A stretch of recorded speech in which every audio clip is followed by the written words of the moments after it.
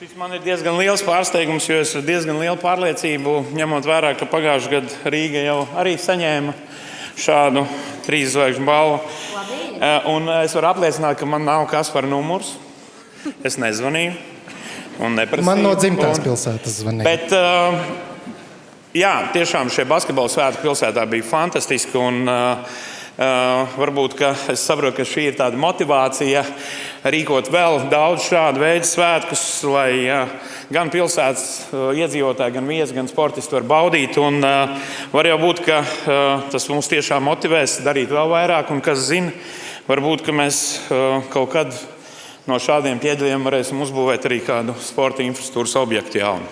Tā kā būs motivācija pastrādāt. Paldies! Paldies un vēlreiz apsveicam. Nu, ja jau tas 50. ir, gan jau sportam kaut kas atliks atpakaļ.